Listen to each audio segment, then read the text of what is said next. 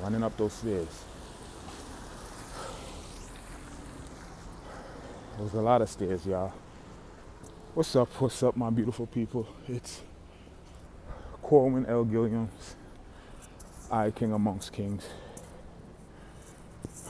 On this rainy Thursday night, I'm heading home. I just got out the train station. I just came from the library. They had what is it called? Pro bono event at the library. That's, for those who don't know, free legal consultation, and I went there to just inquire about, just to get some advice on an organization that the Lord has me, a charitable organization. I don't like to say nonprofit because I feel like at the end of the day, you know, as believers, we know that death and life is in the power of the tongue, right? And so if I'm calling an organization nonprofit that, you know, that is essentially supposed to be profitable, right? To me, it doesn't make sense. So I choose to say charitable organization or even social enterprise, because that is kind of like the vision that God is dealing me with, like a social enterprise.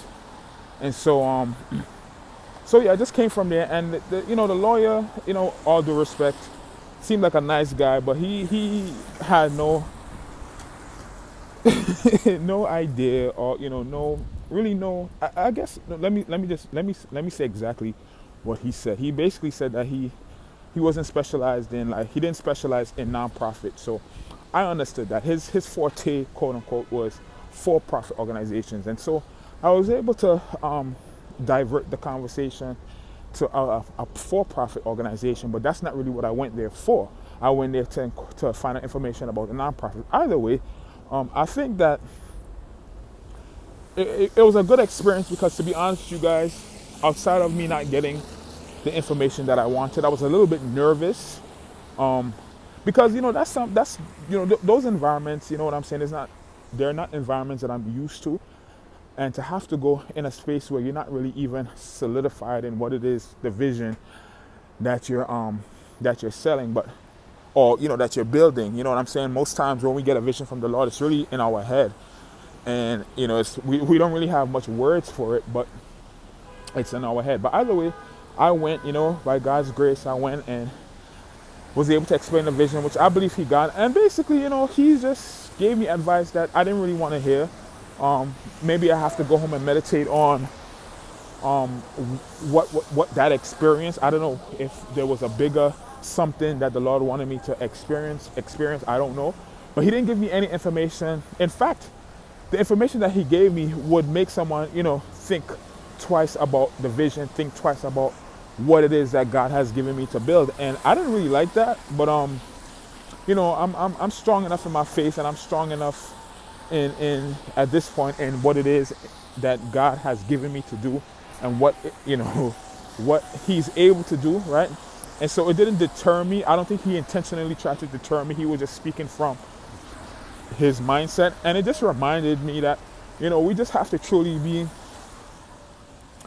patient with the Lord, and just believe that he is he's going to send the right people that you need at the right time. Just keep building, keep doing what you're supposed to do, and at the right time you'll find that the right person, the right people come along. And so while I was there, though, I did get a pamphlet on nonprofit organization. It was just sitting there. It was kind of like the Holy Spirit highlighted me to turn my head to the left, and as I turned my head to the left, there were multiple pamphlets on the table, but I noticed the nonprofit pamphlet, and it literally had a lot of information that I said, okay, well, when I get back to the house, or even tomorrow, right, as I continue building, I'm sure I'll be able to find some information. The information that the lawyer did give me, however, he did redirect me to basically what I would have done on my own. He gave me some websites, you know what I'm saying? He told me to Google this, Google that, and that's basically what I would have done on my own. Just being resourceful as I am, I would have done that on my own. And so that was basically the feedback that he gave me. So the point is that I guess the moral is, the message is, you know, at least for this evening is, just whatever God has given you, whatever vision He's given you, just keep working at it. At the right time, at the appointed time, He's going to send the people and the persons and whatever it is that you need to get it off the ground. You don't have to necessarily. I don't believe you have to. I'm not saying it's going to be easy, but you don't have to put yourself in a situation where you have to be uncomfortable. You'll notice what I've noticed is that when it comes to the things of God and when God has you build something, when He's calling you to build something, you'll notice that the people that He calls to, that He is gathered together, it's easy, it's effortless. You don't feel uneasy. You don't feel like you have to really explain too much what it is that you're doing or what it is that God has you doing. It's kind of like the team, it's kind of like they get it, they get the vision. And this lawyer, he really didn't get it. But a nice man, a nice man giving back to the community, because they don't, again, pro bono, I don't believe they don't get paid. It's free legal advice. They do it. I believe lawyers are supposed to contribute a certain amount of hours free legal advice. I don't know if it's mandated by the state or if it's just based on the firm or whatever. I don't know, but I know they're supposed to give some free legal advice. But yeah, so I'm heading back home on this episode of Walk and Talk. I didn't even do my regular introduction. I was tired. I ran up them stairs and I'm a little excited because I'm actually glad that I went. Even though I didn't get what I wanted or what I thought I needed or thought I wanted, I'm actually happy that I went. Being me, I didn't. I went with a hoodie, whatever, and I went. And that's it. I'm happy that I went. So I'm heading back home right now. Like I said, as you guys can see, it's it's drizzling a little bit. I think I'm going to do a workout tonight. I don't know, but for all the males out there, I think the Lord is also calling me to do like I feel like He's calling me to do like a regular blog where I'm documenting my life as I'm, as He's rebuilding my life. I believe He wants me to document it more frequently, and to be truly transparent with my current situation, with my life, what's going on, how I'm living, how I'm getting by, how things are going. To be motivation to some people out there, to be a motivation to a person or individual who may think, that it's, their life or whatever, it's crazy. And the truth is, you may not have it better than me, but it's a reminder to be grateful, that it can be worse. And so I'm going to start doing that. I can tell you about times where I literally didn't have any money to wash clothes, right? And literally had to hand wash clothes and things like that. And so, God is faithful. I think part of exposing and being truthful is, it's kind of like, it's weird, but I feel like when you become unapologetic and unafraid of your truth, that is when things begin to break. That is when barriers begin to break, because it's like, it reminds me of Cardi B. I always I've been talking about her lately, but it reminds me of Cardi B when she back before she she had the cosmetic the cosmetic makeover, whether it was her teeth or whatever else. Like, she was very honest about her life, her current state, where she was, and we saw how she received opportunities and how literally she really was rising, right? She was rising, just being her, not being this goody two shoes, but being who she was. We saw literally how she rose.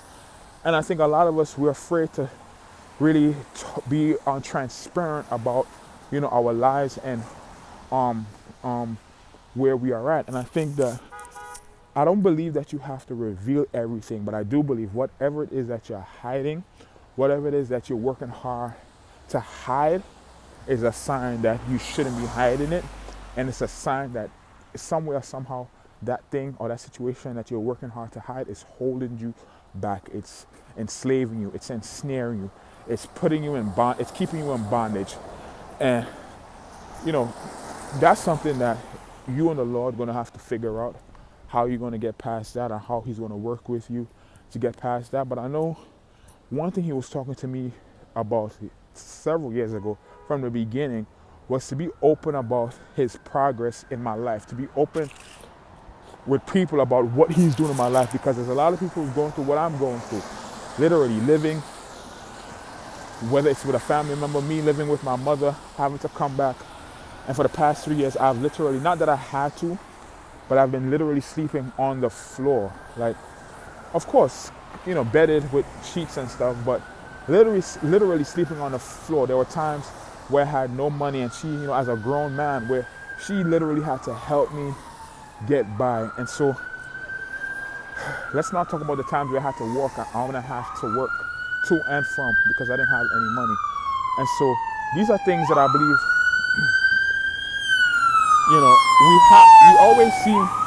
we see people's stories, right? We always see the end. We see how, how they've made it, but we never see the build up. We never see how they get to it. And so I think that is one of the opportunities for us as believers, and for us, that to show our faith, to say, you know what, I'm not ashamed to show this, because guess what? This is not going to be my life. Like, I'm rising from this. This is not going to be my life. So let me be transparent. Let me motivate somebody who's dealing with what I'm dealing with, and show them, like, listen, you're going to rise up too.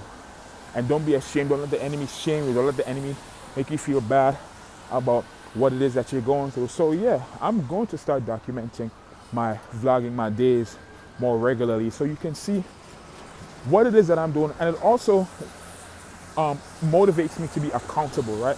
To be accountable to people who are looking up to me, right? Who is looking at me to see, okay, what it is that I'm doing. Am I going strong, right? Whether you're a man, or whether you're a woman who has a male family member that you love, who's suffering with depression and whatever else, or is just not motivated, whatever. My vlog, my video, my channel can be that opportunity for you to motivate somebody, or for you to even learn what to say and what not to say, and how to deal with people who may be going through depression and things like that, and how they've overcome and how to overcome, and how to, just to navigate relationships and things like that. Because I've been through a lot, y'all. There's a lot that I can talk about. I mean, I'm not saying that I've been through the worst, but I've been through enough to testify and be a blessing to somebody. So as I'm about to head home, I'll just round it up and say, talk to y'all soon. And signing out, Corwin L. Gilliams, I, King amongst kings. Just going to give you a little